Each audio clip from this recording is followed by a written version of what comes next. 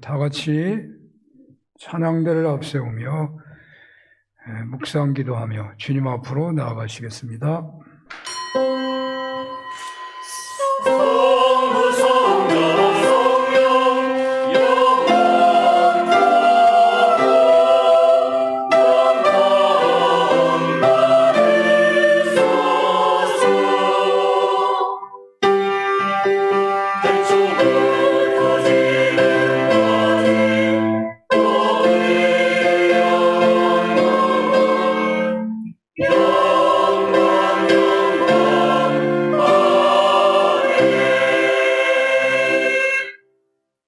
명절 끝날 곧 큰 날에 예수께서 서서 외쳐 이르시되 누구든지 목마르거든 내게로 와서 마시라. 나를 믿는 자는 성경의 이름과 같이 그 배에서 생수의 강이 흘러나오리라. 아멘. 교회 창립의 달이 기울어지고 가을이 깊어가는 계절에 산음교회 공동체가 삼위일체 하나님께 예배를 드리나이다. 세상의 그 어느 것보다 하나님을 사랑한다는 고백으로 세상의 어떤 힘이나 물질을 의지하는 것이 아니라 전적으로 하나님만을 의지한다는 고백으로 몸을 바쳐 경배드리오니 저희 예배를 기뻐 받아 주옵소서. 성령으로 임재하시사 치유의 광선과 능력의 기름을 부어주시고 참된 안식과 자유와 평안이 충만하게 하여 주시옵소서. 예수님 이름으로 기도합니다. 아멘.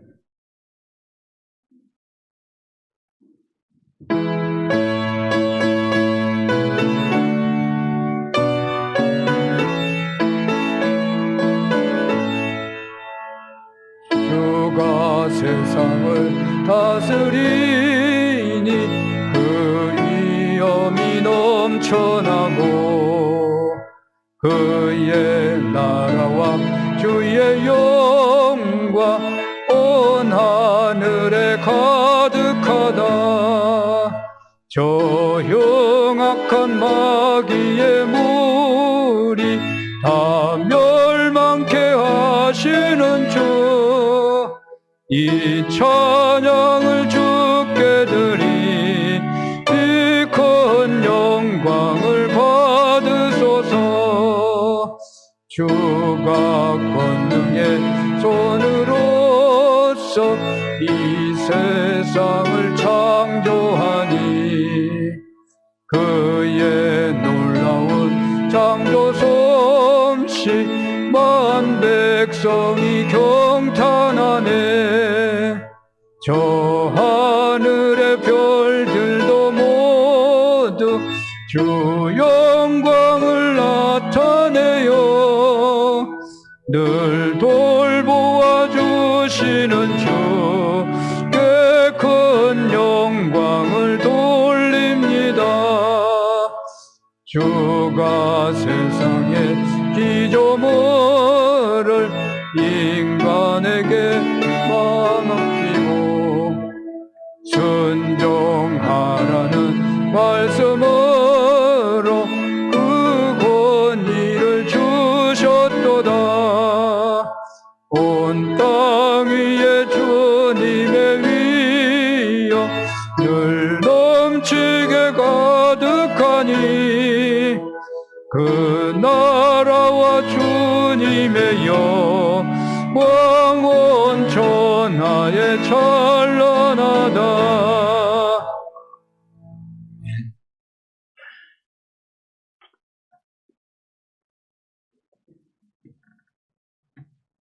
보라 형제가 연합하여 동거함이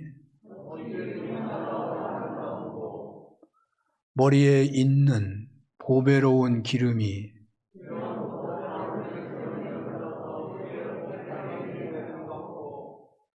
홀몬에 있으리 시온의 산들에 내림 같도다.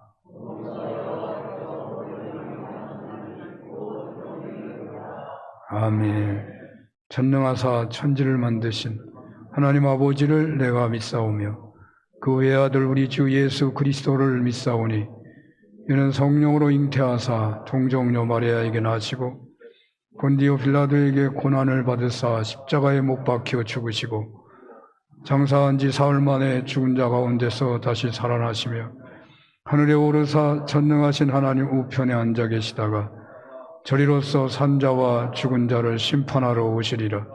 성령을 믿사오며 거룩한 공회와 성도가 서로 교통하는 것과 죄를 사하여 주시는 것과 몸이 다시 사는 것과 영원히 사는 것을 믿사옵나이다. 아멘.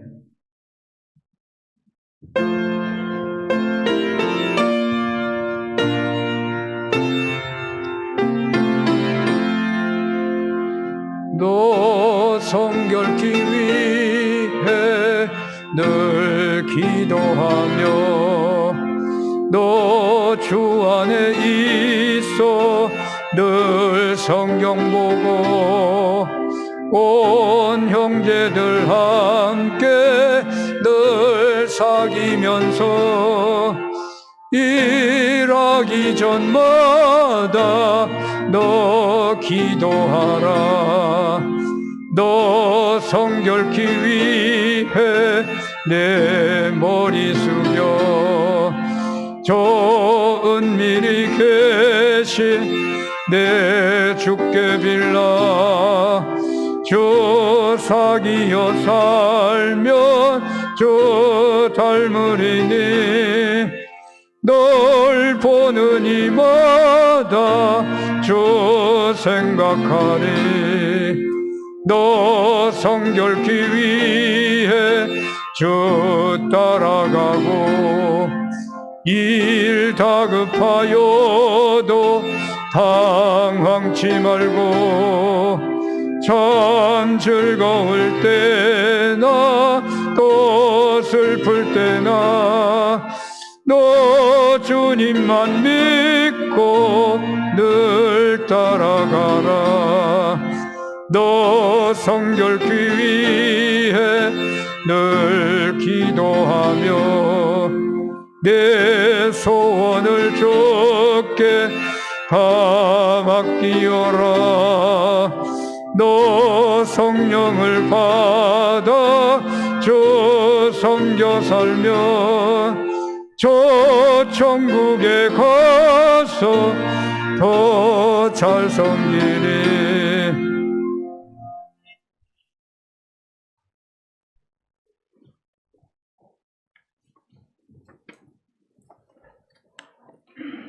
다 같이 기도하시겠습니다.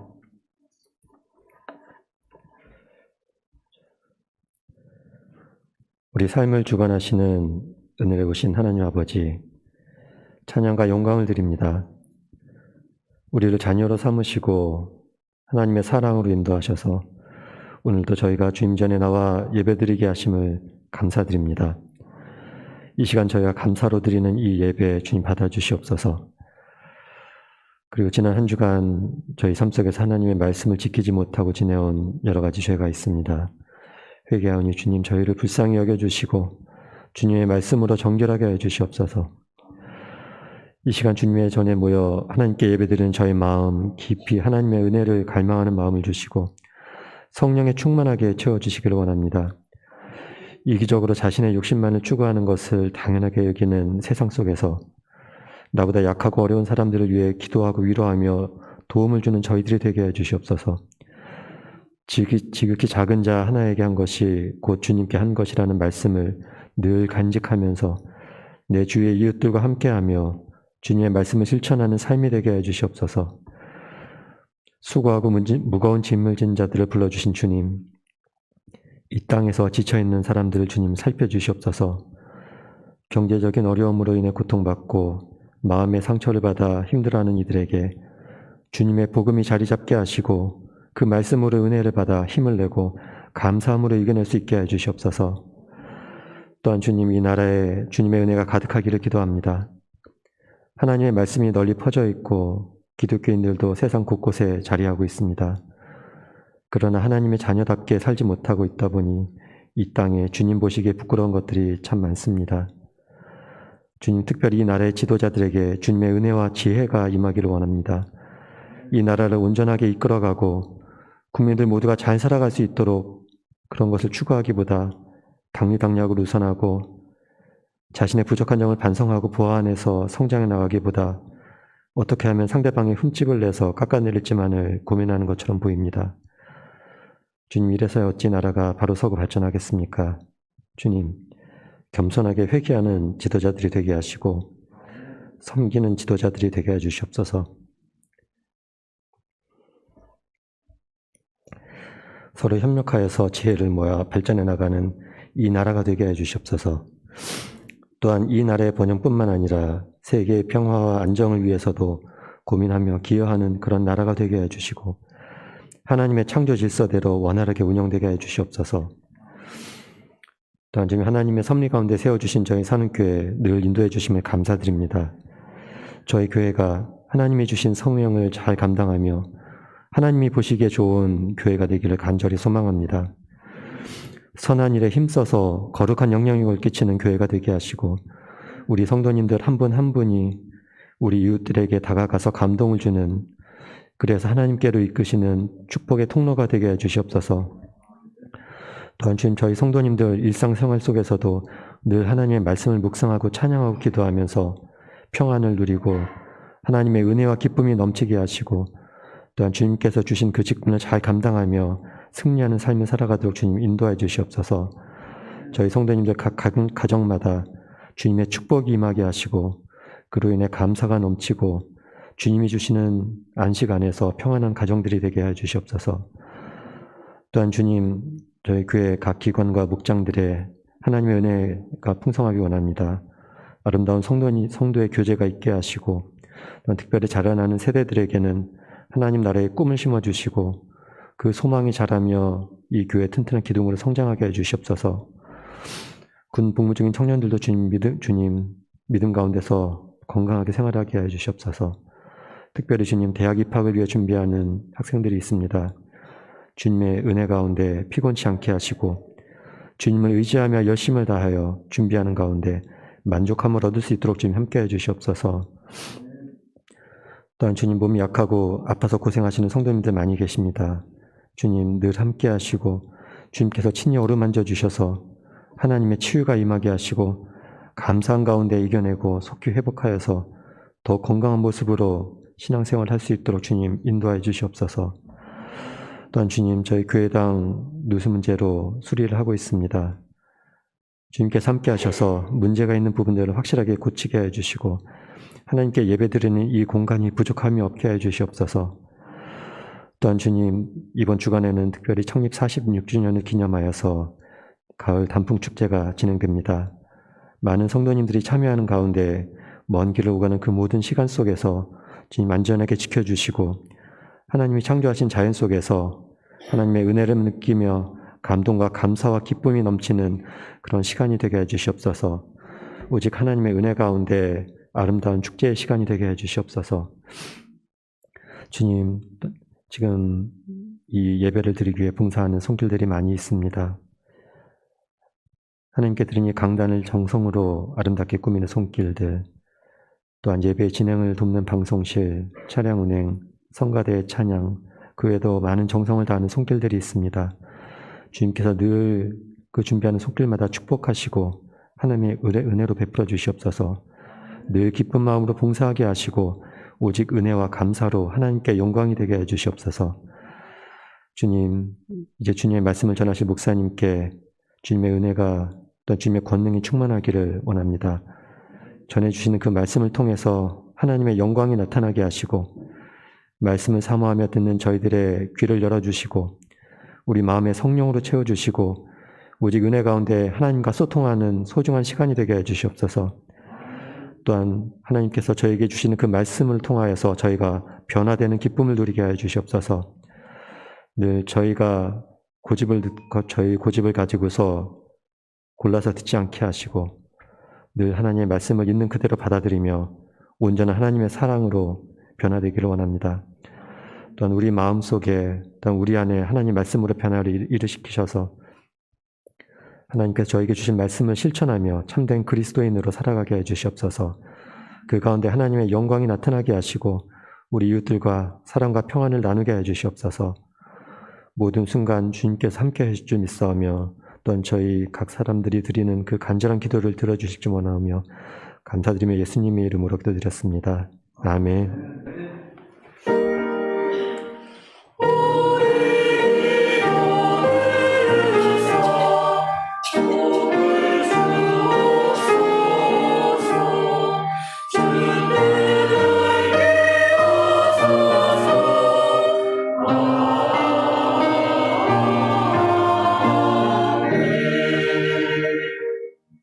성경 말씀 마태복음 18장 15절에서 20절입니다. 네 형제가 죄를 범하거든 가서 너와 그 사람과만 상대하여 권고하라. 만일 들으면 네가 네 형제를 얻을 것이요 만일 듣지 않거든 한두 사람을 데리고 가서 두세 증인의 입으로 말마다 확증하게 하라.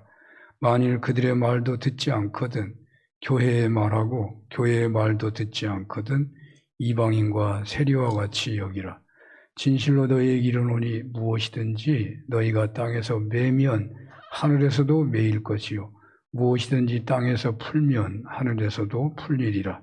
진실로 다시 너희에게 이르노니 너희 중에 두 사람이 땅에서 합심하여 무엇이든지 구하면 하늘에 계신 내 아버지께서 그들을 위하여 이루게 하시리라. 두세 사람이 내 이름으로 모인 곳에는 나도 그들 중에 있느니라. 아멘.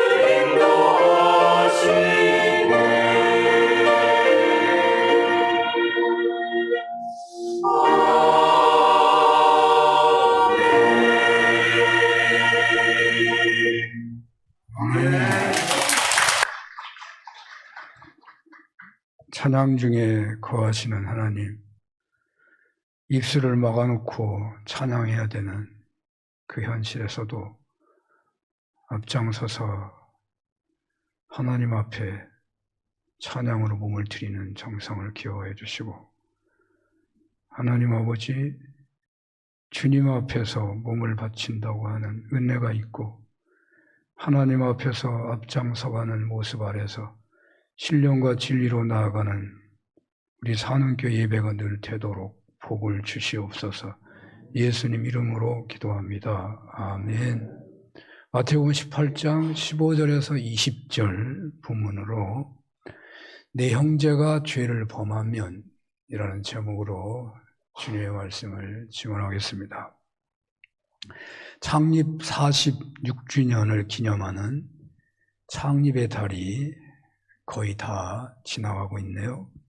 토요일 가을 단풍 축제를 끝으로 그렇게 마무리가 되는가 해집니다. 그런데 성경의 모든 절기는 마지막 날은요, 큰 날이라고 합니다. 모든 절기의 하이라이트이고 큰 잔치 날이라는 말이죠. 이렇게 본다면 사는교회 46주년 창립 행사의 하이라이트는 가을 단풍 축제가 되는 것이죠. 창립의 달이어서 주일마다 주어지는 본문을 바라보는 안경이 늘 특별했었다 하는 생각이 듭니다. 여러분도 그런 생각을 하시겠죠? 창립의 달을 보내기 때문에 교회라는 생각을 많이 하면서 본문을 보면 말씀이 또 특별하게 다가오게 돼 있죠. 실족하게 하지 말라. 잃은 양을 찾으라.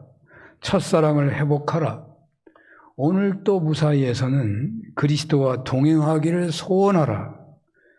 이제 오늘은요, 형제가 범죄하거든 어떻게 하느냐는 문제를 다루는데, 이것은 마치 양이 공동체를 떠나게 될 위기에 있을 때에 적극적으로 그 문제 해결을 시도해야 한다라는 의미로 들려지는 것입니다. 창립의 달이라 더 그런 것이죠. 교회 공동체에서 형제 자매가 무슨 범죄가 있든지, 아니 그것은 범죄만이 아니라 신앙생활하기에 큰 문제가 생기면 어떻게 해야 하겠습니까? 이렇게 물을 수 있는, 오늘 본문에서 이렇게 물을 수 있게 되는 것은요, 성경에서는 죄와 문제를요 언제나 같은 차원에서 다룹니다. 그러니까 병이나 가난이나 믿음이 부족해서 율법대로 살지 못해도 너무너무 바빠가지고 제대로 손을 닦지도 못하고 밥을 먹고 뭐 이런 정결법을 지키지 못해도 성경은 죄인이라고 보는 거예요. 죄인. 이 흐름에서 오늘 본문을 본다면 설교 제목이 언제나 성경 본문에서 따오려고 하기 때문에 제목은 내 형제가 죄를 범하거든 이라고 되어 있는데, 좀 넓혀본다면 내 형제가 신앙생활할 수 없을 만한 어떤 문제가 생겼거든 이런 말로도 할 수 있고요. 내 형제가 신앙생활을 못할 만한 큰 상처가 생겼거든 이라고 제목을 잡을 수도 있다는 말입니다. 창립의 달 마지막 주간은 가장 큰 주간이 되죠. 그런 의미에서 29일 전교인 단풍 축제는 창립 행사 피날레로 적절하다고 여겨집니다.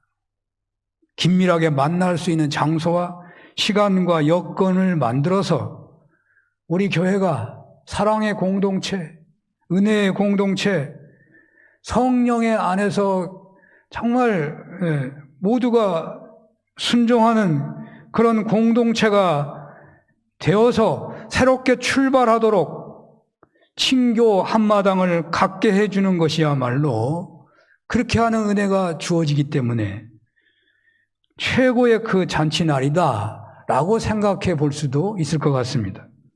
그래서 29일 있는 행사는 단지 눈으로 보는 관광이나 친교만이 아니라 예수님을 머리로 한 지체로서의 행복한 교회로 새롭게 재탄생하는 복을 받아야겠다 하는 생각을 해보게 됩니다. 어떻게 해야 하겠습니까? 오늘날의 신앙의 흐름은 문제나 시험에 빠진 형제 자매가 있다면 적극적으로 대처하기보다는 그냥 거리를 두는 것이 최선책이 되어버린지도 모릅니다. 주님께서는 특단의 대책을 세우고 해결하라고 말씀을 하십니다. 오늘 본문에 특별한 대책이 나오잖아요. 보통 예수님은 그냥 한 말씀으로 끝나는 경우가 많죠. 일어나라, 그럼 일어나는 거고요. 손을 내밀어라, 그러면 되는 거예요. 오늘 그런데 단계가 있잖아요. 이렇게 차곡차곡 단계로서 그 한 생명을 살리는 이야기를 특별하게 하고 계신다고요. 이렇게 주님이 말씀하시는 성경 구절이 있음에도 불구하고 그냥 오늘날 성도들은 그 현실 앞에서 그냥 나 몰라라 하기가 쉽다고 말입니다. 29일 행사의 참석은 예약을 받는 것으로 진행하고 있어요. 다양한 삶의 현실에 놓여 있고 연세 많으신 분도 계시고 계절의 변화에 몸 상태가 안 좋을 수도 있고 또 가을이라 가족 모임도 있을 수 있고 그래서 군대처럼 무슨 조건 없이 다 가자고 하는 것이 아니고 자발적으로 예약을 받아서 시행하고 있는 것이죠. 그런데 이런 현실에서도 이번 기회에 성도 간에 더욱 친밀해지기를 원해서 교회가 사랑의 공동체가 정말 따뜻한 공동체가 정말 사람을 살려주는 공동체가 되기를 원해서 여기저기 연락을 해가지고 어떻게 해서든지 함께 하시도록 애쓰시고 계시는 분들도 계시는 것 같아서 참 마음이 좋았습니다. 성도의 친교는 교회 교역자가 앞장선보다는 1차적으로 성도 간의 자발적 교제가 우선이고 능력이 있기 때문입니다. 오늘 주님께서도 그런 입장에서 말씀을 하시고 계셔요. 15절을 한번 볼까요? 한번 읽어보겠습니다. 내 형제가 죄를 범하거든 가서 너와 그 사람과만 상대하여 권고하라. 만일 들으면 네가 내 형제를 얻을 것이요. 아멘. 어마어마한 일이에요. 한 사람이 천하보다도 귀하다 그러는데 내 형제를 얻을 것이요. 그렇게 말하고 있죠. 이 말씀이 굉장히 중요한 거죠. 그런데 하나님은 언제나 이런 말씀 앞에 자세히 보면 명령을 먼저 하시는 것 같아요. 가라는 명령을 하셔요. 내가 간다고 해서 그 사람이 무슨 변화가 일어나려나? 내가 무슨 선물을 가지고 간다고 해서 그 사람이 무슨 환영하고 내 말을 들어줄게나 그런 생각을 한다면 가기가 어려운 것이죠. 그런데 주님은 먼저 가라고 하셔요. 성경의 많은 부분에서 성령님께서 역사하시는 현장에서는 언제고 먼저 가라고 명령하시는 것을 볼 수가 있습니다. 이 점에서 볼 때 신앙생활은 모험이라고 할 수 있어요. 믿음은 바라는 것들의 실상이라고 했으니 그 실상을 믿고 행하는 모험을 하는 것은요, 일단 행하고 보는 것은요, 믿음의 결과를 체험하고 누리는 최고의 방법 중에 하나예요. 아브라함은 믿음의 조상이고 또 믿음의 결과를 누린 점에서도 모델이라고 할 수 있죠. 그는 하나님께서 어떤 자세한 설명이나 대책도 보여주시지 않으시고 가라고만 하시는데 즉각적으로 순종하여 가나안 땅에 갔잖아요. 그는 명령에 가라고 하며 가가지고 그 순종으로 인해서 누릴 것을 다 누린 것을 성경은 증언하고 있는 거예요. 여호수아와 그를 따르는 이스라엘 출애굽 공동체는 요단강을 건너라고 했을 때 요단강이 갈라지고 나서 건넌 게 아니잖아요. 믿음으로 제사장들이 물속에 들어서니 물이 갈라져서 건넌 것입니다. 주님께서는 이런 말씀도 하셨습니다. 마태복음 5장에서 물질을 하나님께 드릴 때 형제에게 원망 들을 만한 것이 생각나거든 예물을 제단 앞에 두고 형제와 화목하고 나서 예물을 드리라고 하셨습니다. 신앙생활은 미루는 습관을 잘라내지 않고서는 제대로 하기 어렵습니다. 미루기를 잘하는 사람은 신앙생활을 바르게 축복 속에서 하기 어렵다는 말입니다. 범죄한 형제 또는 문제나 상처가 있는 형제를 찾아가기 어렵다고 생각이 된다고 하더라도 주님이 가라고 하니까 순종하고 간단 말이죠. 순종하며 가게 되면 하나님께서 도우셔서 평안을 주시고 어떤 권고를 해야 할지 생각나게 하신다는 것이죠.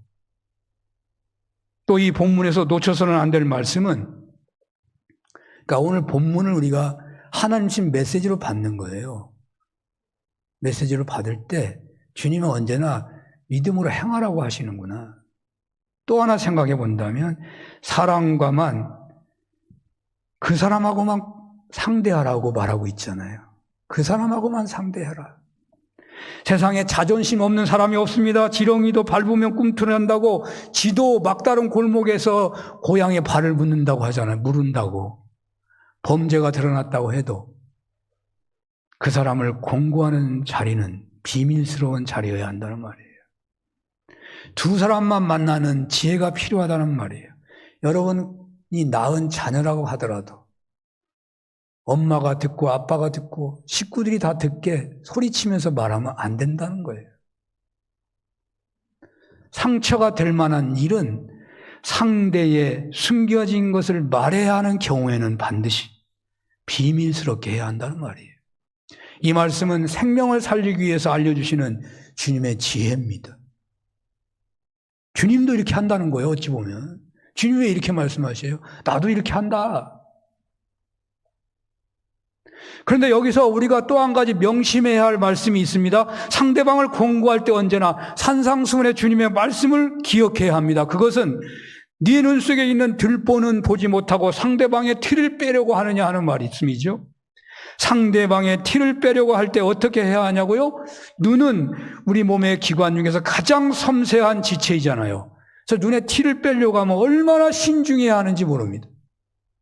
내 눈에 들보가 있는 것을 알면서 정말 신중하게 행해야 한다는 말이에요. 마치 나는 의인이고 저 사람은 죄인인 것처럼, 나는 믿음이 좋고 저 사람은 믿음이 안 좋은 것처럼 정말 조심해야 하는 겁니다. 아무리 신앙생활 잘하고 막 하늘에서 음성이 들린다고 하더라도 나는 신앙생활 잘하고 너는 못해, 내 말을 들어야 돼, 이런 자세는 조심해야 한다고 말이에요. 그 앞에서는 예예하지만요, 그 사람 변화되기 어렵다고 말이에요. 우리는 예수께서 예수님에게 사로잡힌 사랑의 전문가처럼, 용서의 전문가처럼, 긍휼의 전문가처럼 예수님의 사랑을 기억하면서 겸손하게 생명을, 산파가 아기를 받을 때 얼마나 신중합니까? 그 생명을 살리는 자세로 공고해야 한다는 말이에요. 이렇게 순종하여 자녀를 얻고 형제를 얻고 기쁨이 충만할 뿐만 아니라 하나님께 영광을 돌리게 되는 은혜가 있으시기를 축원합니다. 생명을 살리는 일이니까요. 그런데 문제가 있습니다. 그것은 상대방이 공고를 받아들이지 않으면 어떻게 하느냐는 거예요. 잘 되면 다 좋은 거지요. 그러나 안 될 때 어떻게 하느냐. 모든 게 언제나 잘 되는 게 아니에요. 우리가 환난을 당하고 시험에 당할 수 있다고요. 그럴 때 어떻게 하느냐가 중요해요. 예수 잘 믿으면 언제나 형통하게만 한다, 그게 아니라 어려움이 있는데 그때 어떻게 할 거냐가 중요하다 말이죠. 주님께서는 두세 증인의 입으로 두세 증인을 데려가서 그것으로 증거를 해서 사람을 변화시키라, 그렇게 말하고 있죠. 자기 패거리를 몰고 가서 상대방을 겁주라는 말이 아니고, 재판에서 감정이 전혀 개입되지 않은 증인의 입으로 상대방을 권고하라는 말이거든요. 공정한 사람이 있다면, 내가 아무리 공정하다 하더라도 내 한 사람의 말로서 상대방을 설득하기 어렵죠. 다른 사람도 똑같은 입장의 말을 해줄 때 그 사람 편이 아니라 중간에 있는 사람이 그렇게 해줄 때, 내가 뭐가 좀 문제가 있구나, 그렇게 변화가 되기 쉽다는 말이죠. 혼자는 언제나 객관적이기 어려운 거예요. 그러니까 혼자 했다고 해서 그냥 포기하지 말아라 말이에요. 내가 시도했는데 안 돼, 그러면 다 끝난 거야 라고 하지 말라는 말이에요. 원군을 청하라는 거죠. 믿음의 동지들이 있잖아요. 왜? 생명을 살리는 것이 중요하기 때문에. 내가 진정 옳다고 생각한다고 해도 객관적인 증인이 될 만한 분들의 도움을 받아야 한다는 말입니다. 이렇게 되면 웬만한 문제가 해결됩니다. 해결돼요. 죄의 문제라고 하더라도, 그러니까 죄의 문제가 아니라고 하더라도, 그러니까 이 죄라고 하는 건 성경에서 도둑질이나 누굴 죽인 거나 하는 죄만 말하고 있는 게 아니에요. 우리가 몸이 아파도 성경은 거의 죄로 취급해요. 내가 마땅히 해야 할 일을 못하게 되면 다 죄인이에요. 어떤 문제가 생겼든지 간에. 그러니까 이 죄의 문제가 아니라고 하더라도 앞에서 말씀드린 대로 교회 다니기가 어렵게 된 어떤 문제나 상처가 있었을 때도 한 사람의 격려보다는 여러 명이 함께하는 것이 큰 힘이 되고 역사가 되는 거예요. 제가 교회에 나오냐 이런 얘기를 하는지 아시겠어요? 이스라엘에서 죄인은요, 왜 심각한 죄냐면 하나님께 예배드릴 수 없어서 심각해지는 거예요. 우리 신앙인에서 가장 큰 문제는 예배를 못 드리게 되는 것이 제일 큰 문제인 거예요. 그걸 알아야 돼요. 예배 못 드려도 아무 문제가 없는 걸 생각하면 큰 문제예요. 그게 제일 문제인 거예요. 다른 게 문제가 아니고. 왜 범죄한 사람이 왜 범죄가 문제예요? 뭐 감옥에 들어가서 혼자만 먹고 살고 힘드니까 힘들다 그게 아니고 제일 큰 문제는 하나님 앞에 못 가니까 제일 큰 문제예요. 그래서 문제라는 거예요. 범죄한 자가 왜 문제냐. 그러니까 우리가 얼마나 주의를 성수한다는 말이 그냥 가벼운 말이 아니에요.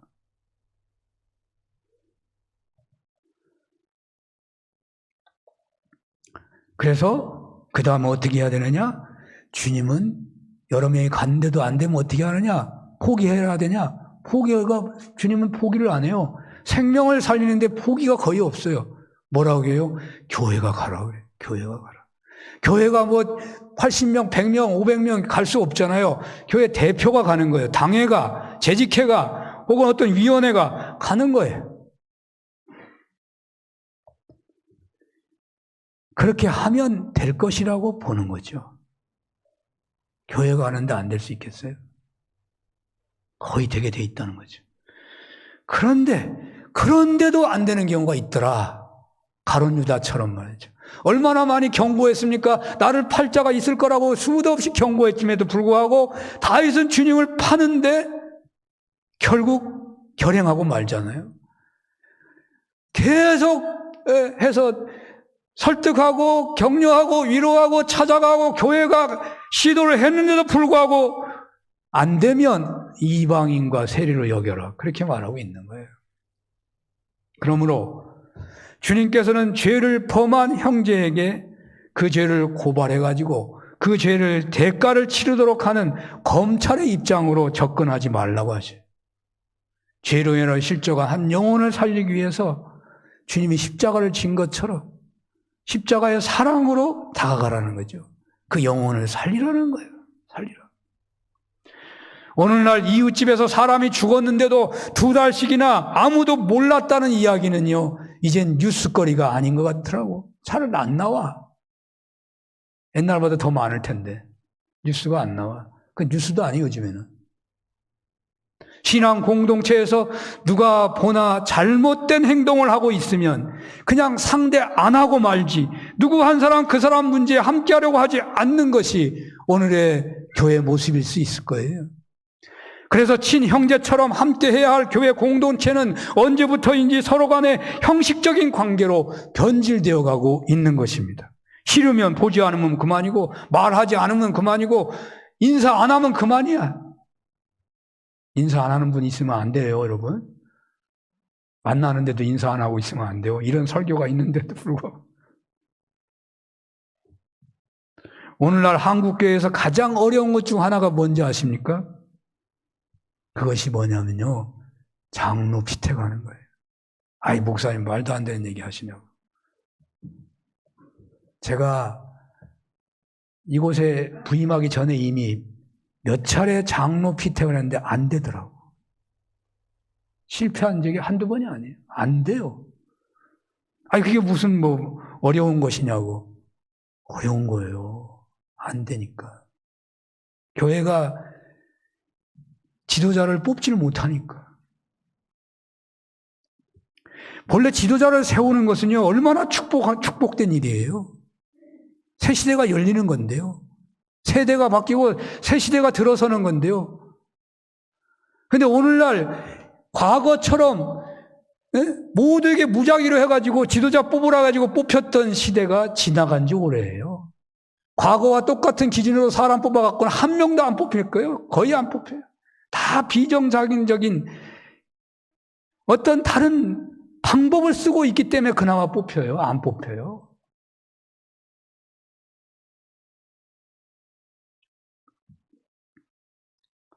상당히 많은 교회들이 장로 피택을 힘들어하고 있는데, 그래서 축복의 행사가 상처의 행사가 되기가 쉬워요. 아, 우리 교회 크게 복받을 날이 돌아왔다. 못하던 일도 하게 되었다가 아니고 시험이 없어야 되는데. 걱정이에요, 걱정. 그게 말이 되냐고, 말이. 가장 큰 이유가 무엇일까요? 그것을 오늘 본문에서 찾는다면 형제나 자매에게 문제가 일어났을 때에 적극적으로 그 문제를 풀어주려고 하는 본문 말씀에 순종하는 성도들이 거의 없다는 거예요. 바로 이렇게 교회 공동체가 움직이고 진행되고 있다면, 아니, 오늘 말씀처럼 그렇게 살아가는 그런 성도들이 많은 교회가 있다면 그 속에서 교회 지도자가 될 분은요, 서로 간에 잘 알게 되어 있어요. 어려움을 당한 자를 건져주는 사람은 당연히 지도자가 되게 돼 있어요. 그거 너무나 쉬워요. 뽑는 게 너무너무 쉬운 거예요. 그리고 피택이 안 되고 혹시나 잘 알려지지 않아가지고 꼭 될 사람이 안 돼서 상처가 받았다고 하더라도 그 결과 때문에 교회가 흔들리는 이유가 없어. 너는 하나 달려가가지고 그 사람을 이루어할 테니까. 아무 문제가 없는 거예요. 그래서 저는 전 교인 가을 친교 축제를 위해서 준비하는 중에 이렇게 기도를 많이 했어요. 우리 산운교회가 어렵고 힘든 일에 서로 짐을 져주는 공동체일 뿐만 아니라 기쁜 일도 함께하고 안 좋은 문제에서도 시험에 들은 경우에도 그가 실족하지 않도록 적극적으로 사랑을 표현해주는 교회 공동체로 일어나는 때가 되게 해달라고 기도했어요. 오늘 본문에서 29일 단풍 친교 축제 때에 우리들에게 어떻게 행하라고 주님이 말씀하신지를 생각해 본다면 참여하신 형제 자매에게 어르신들에게 또 만나는 쌍방간에 사랑으로 돕고자 하는 태도를 가지라고 말씀하신다는 생각입니다. 어떻게 도움을 주었으면 좋을까라는 섬김의 태도로 함께 했으면 좋겠습니다. 나 모처럼 구경 왔으니까 아무도 방해하지 마. 모이라고 하든지 하도 말고 밥만 잘 먹여주고 간섭하지 마라고 하지 마시고, 몸이 불편하여 평생 한두 번밖에 나들이 못하는 분이 계실 텐데 그분들과 계속 함께 할 수는 없겠죠. 잠깐이라도 함께하는 시간을 가지면 서로가 그걸 나누게 되면요, 한 10분만 같이 해도 상관없어요. 그러면 그 사람은 도움을 받는 거니까. 또 그렇게 경관이 좋은 곳에서도 마음의 상처나 문제가 얼굴에 나타나고 있는 분들이 있다면 그 아픈 이야기를 들어주시는 은혜가 있었으면 좋겠습니다. 진행하시는 장로님들 그리고 교역자 모임에서는요, 이런 얘기도 하더라고. 휠체어가 있어야 되겠네요. 걷지 못하는 분들, 잘 걷다가도 조금 걷다 보면 기운이 빠지니까 그런 분들을 도울 계획을 짜기도 하고, 다니다가 보면 의자도 없는 데가 있는데 그런 데도 있을지 모르니까 그분도 쉴 수 있도록 돗자리도 좀 장만하고, 아예 그냥 조금도 못 가는 분들은 그 축제가 일어나는 그 부근에서만 놀이하는 그것만 지켜보고 있을 분도 있을 텐데, 혹시 그런 분들이 또 있으면 그분들을 하다못해 군것질이라도 할 수 있도록 그런 방안이 있어야 되지 않겠느냐 하는 이야기를 하는 것을 보면서, 야, 오늘 설교 말씀하고 똑같은 사건이 축제 가운데 있을 수 있겠구나 하는 생각이 들기도 했었습니다. 아름다운 가을 금수강산 한복판이 마치 주님의 품이구나 상상하시면서 마음껏 사랑을 나누시고 상대방이 그 은혜를 만끽할 수 있기를 소원하며 서로 간의 정성으로 사랑의 섬김을 보여주신다면 창립 46주년 행사가 주어진 말씀을 바로 순종하는 축복의 현장이 되리라고 믿습니다. 특별히 이런 친교 모임에서는요, 잘 아는 분들에게만 친절하고 그렇지 않은 분들에게는 굳은 얼굴로 대하는 경향이 있어요. 왜 그러냐면 연세가 드시면 그러더라고. 연세가 드시면 이 몸이 자기 마음대로 움직여지지 않아. 저희 어머니 흉을 좀 본다면 젊었을 때는 욕을 많이 안 하시더니 이제는 그냥 욕이 많아요. 말마다 다 욕이야. 옛날 사람들 욕이 많은지. 왜 욕이 많아요? 성품이 나빠진 거요? 연세가 많아서 이 욕하면 안 되는데 하는 이 조절이 안 돼. 그냥 입이 열리는 대로 말이 나오는 거예요. 그런데 우리가 연세가 많아서 이렇게 어울리다 보면 그래서 모든 게 굳어지기 쉬워요.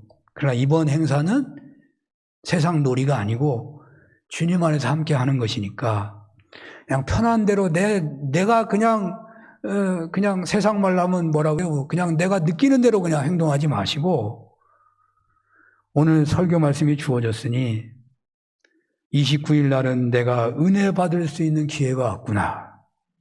그렇게 믿으시고 적극적으로 사랑의 표정으로 대하려고 노력하는 거예요. 잘 안 되지만 그렇게 해보라 그 말이에요. 그냥 되는 대로 하지 마시고 내가 어떻게 하면 모든 사람을 사랑으로 대할 수 있겠는가?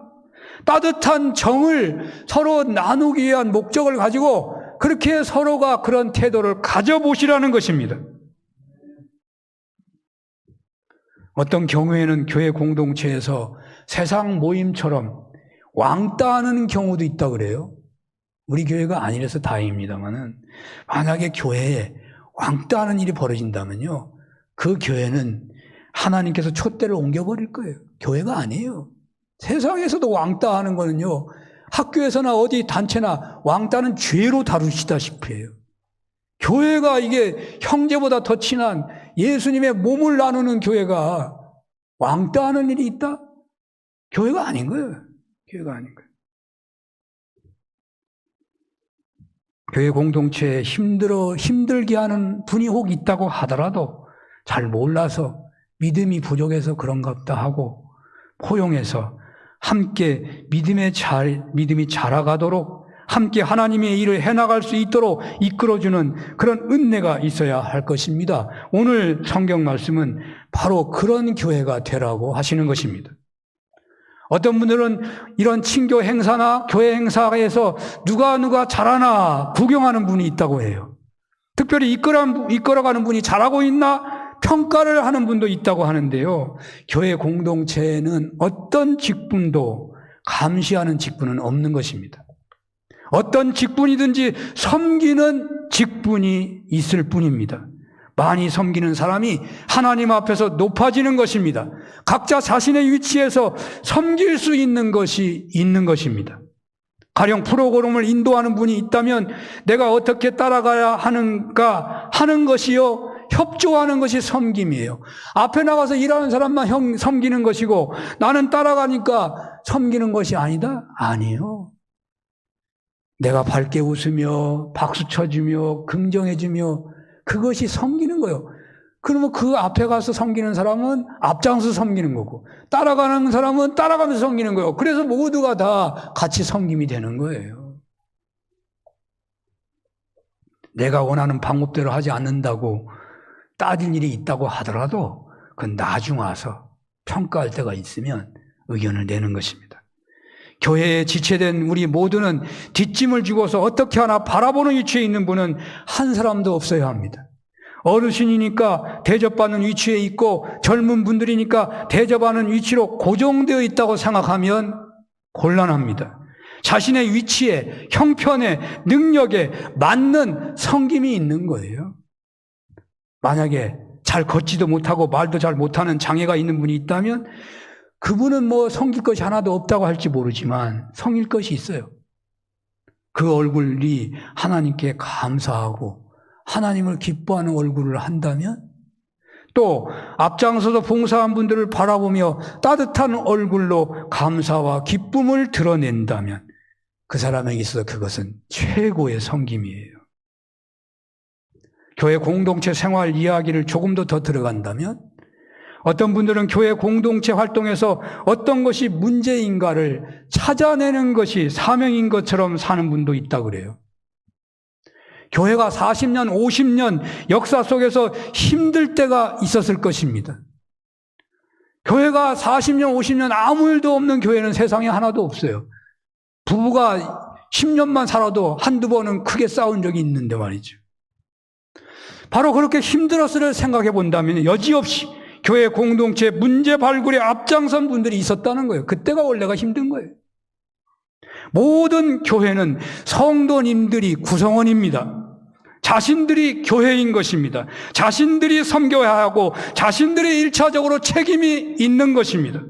진정 좋은 부부 관계는 상대방의 잘못을 고쳐주는 부부가 절대로 아니고 상대방의 부족한 것을 채워주는 부부가 진정 행복한 부부인 것입니다. 왜냐하면 어떤 친밀한 부부라도 상대방의 잘못을 지적해서 고쳐줄 수 없기 때문입니다. 못 고쳐요. 진정 행복한 교회 공동체는 서로 간의 부족한 부분을 채워주려는 분들을 쉽게 찾아볼 수 있는 교회인 것입니다. 문제를 하나님의 나라 확장이 되는 방향으로 해결하려고 노력하며 교회 공동체를 힘들게 하는 분에게까지 접근해서 그들로 교회 공동체의 지체가 되도록 세우는 기도와 노력을 해야 한다는 말입니다. 오늘 본문에 있는 대로 형제가 죄를 범했는데도 그에게 달려가서 사랑으로 권면하여 그 영혼을 얻고자 하는 태도가 있으시다면, 그런 실행이 있으시다면 그분이야말로 교회 최고의 인물입니다. 이런 생명 살리는 은혜가 사는교회 공동체에 풍성해지시기를 축원합니다. 끝으로 오늘 본문에서 크게 부각되는 것이 있어요. 주님께서는 교회를 가장 중요하게 여기고 계신다는 것을 우리가 알 수 있습니다. 얼마나 부각하고 있는지. 왜 교회를 크게 사용하느냐고 말씀을 드리냐면요, 교회가 모든 문제의 최종 해결책이라고 주님은 말씀하고 있거든요. 여러분, 죄인을 변화시킬 수 있어요? 여러분, 인간관계 문제 과학으로 해결이 돼요? 의학으로 해결이 돼요? 교정으로 해결이 돼요? 죄인이 교정기관에서 10년 사니까 깨끗한 사람이 됐어요? 안 돼요. 진정한 해결책은요, 오직 교회에 있다는 거예요. 오늘 주님이 그 말씀하시는 거예요. 그냥 단도직입적으로 말씀을 드린다면 세상에서 해결할 수 없는 문제라도, 어떤 문제라도 교회에 오시면, 예수님을 영접하고 그리스도라고 믿고 따르는 신앙생활을 하신다면 다 해결되고 다 해방되고 다 치유되고 다 참자유를 누리고 안식하게 된다고 말씀하고 있는 거예요. 그게 진짜 교회예요. 17절에서 20절 우리 함께 한번 읽어볼까요? 그 말이 사실인지. 다 같이 읽겠습니다. 시작. 만일 그들의 말도 듣지 않거든 교회에 말하고 교회의 말도 듣지 않거든 이방인과 세리와 같이 여기라. 진실로 너에게 이르노니 무엇이든지 너희가 땅에서 매면 하늘에서도 매일 것이요 무엇이든지 땅에서 풀면 하늘에서도 풀리리라. 진실로 다시 너희에게 이르노니 너희 중에 두 사람이 땅에서 합심하여 무엇이든지 구하면 하늘에 계신 내 아버지께서 그들을 위하여 이루게 하시리라. 두세 사람이 내 이름으로 모인 곳에는 나도 그들 중에 있느니라. 그들 중에 뭐예요? 교회예요, 교회. 이 구절에서 주님께서는 교회를 세상의 최고로 인정하십니다. 말씀하십니다. 여기 본문은 증인을 세운 재판보다도 교회의 판단을 위에 놓고 있습니다. 세상의 권력기관은 삼권이 분립되어 있습니다. 제대로 민주주의가 된 나라는 사법권, 입법권, 행정권이 서로 견제와 균형을 이루게 되어 있습니다. 그러나 중요한 결정을 하는 되게 되는 문제 앞에서 최종적 판결은 법원이 하잖아요.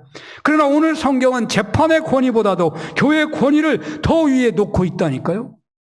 그러므로 교회의 문제는 세상의 법정에 나가서는 안 된다고 성경은 말씀하고 있는 거예요. 그러나 오늘날은 교회 문제가 잘 해결 안 되면 법정으로 가는 것이 일상화가 되어버렸어요. 무슨 말이에요? 교회가 이제 희망이 없다는 말이지.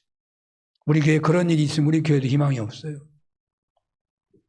오히려 세상에서 판정을 내려서 해결이 안 된 것이라도 교회의 판정이 내려지면 신앙인은 교회의 판정에 따라야 하는 거예요. 여러분이 개인적으로도 그래야 돼요. 그래서 신방이 중요한 거고요. 그래서 상담도 중요한 거고요. 그래서 교회 만남이, 교회 활동이 중요한 거예요. 그걸 중요하지 안 하면서 신앙생활을 한다면 교회에서 누릴 것을 못 누리고 있는 거예요. 물론 교회가 성경에서 말하고 있는 그런 정도의 교회를 이루어가지 못하고 있어서 교회가 무시되는 경우를 피할 수가 없겠다고 하겠지만 원론적으로 볼 때에 우리 성도들은 교회를 무시하면 안 됩니다.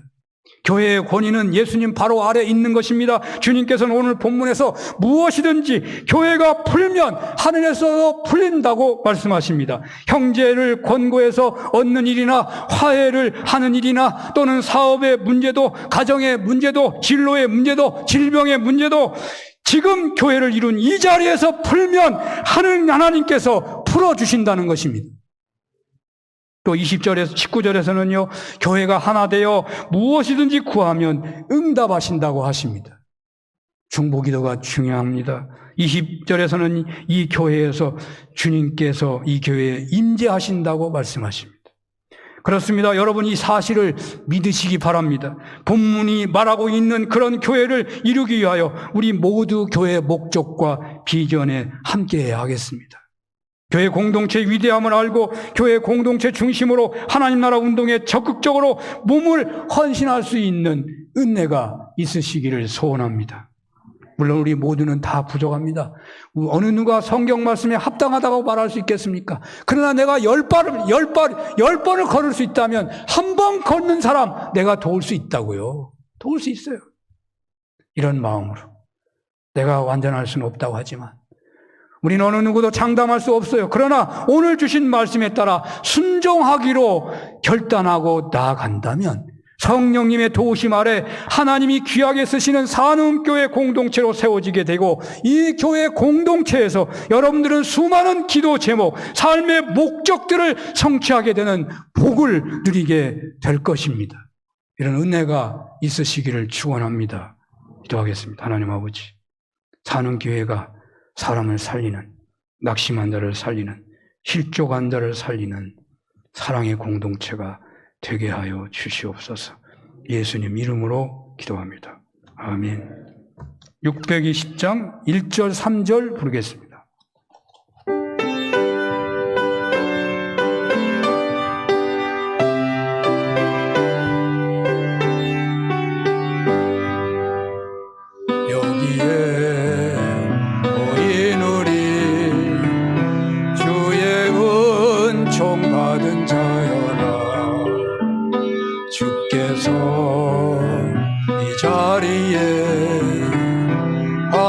계심을 아노라. 언제나 주님만을 찬양하며 따라가리니 시험을 당할 때도 함께 계심을 믿노라. 이 믿음 더욱 굳세라. 주가 지켜주신다. 어둠 밤에도 주의 밝은 빛 인도하여 주신다. 여기에 모이는 사랑과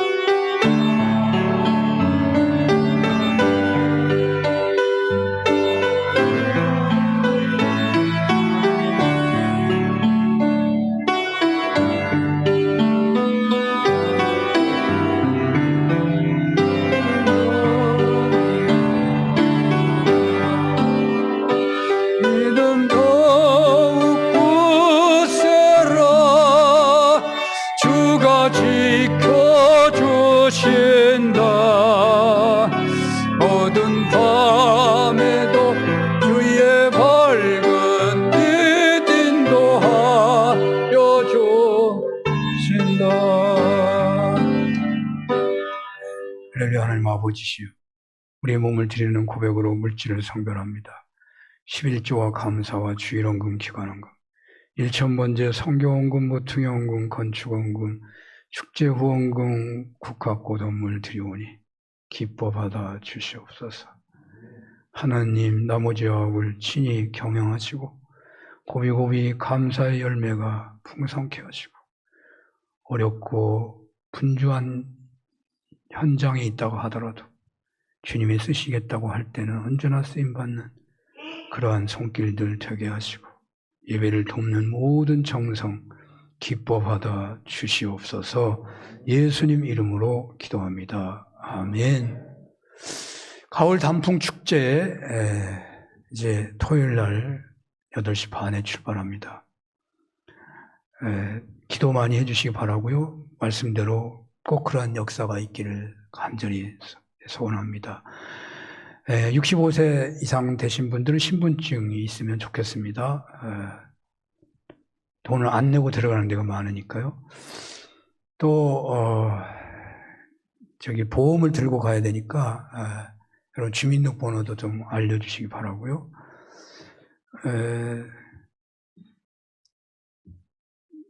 또 우리가 이번에 계획을 세우고서 미리 이 행사가 준비된 게 아니고 어떻게 하다 보니까 코로나 시국을 보내면서 행사가 계획되었기 때문에 그냥 자발적인 행사입니다. 그래서 가능하다면 여러분이 기쁜 마음으로 찬조가 자연스럽게 있다면 더 복된 축제가 또한 되리라고 믿습니다. 기장여성 인권실태조사 참여해 주시고 당회가 오늘 본당에서 잠시 있고요. 여신도 경기연합회 총회가 오후 3시 오늘 분당 시찰에 당회원 수련회 원로장로 포함해가지고 오후 5시 30분 다음 주에 있어요. 특별 기도 제목 기억하시면서 기도해 주시는데요. 수험생들을 위해서 기도해 주시기 바랍니다. 세 가족이 있는데 다음 주에 소개를 하겠습니다. 다 같이 일어나시겠습니다.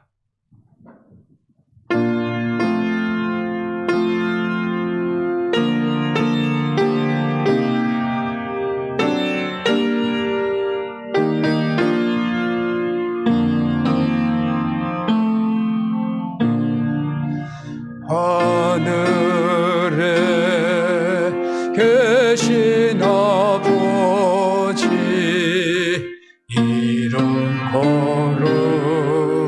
거룩하사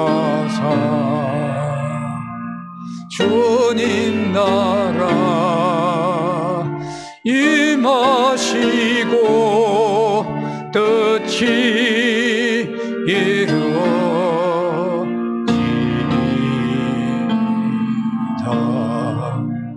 일용할 양식 주시고 우리들의 큰 죄 다 용서하옵시고 또 시험에 들게 마시고 악에서 구원하소서. 대개 주의 나라 주의 권세 주의 영광 영원히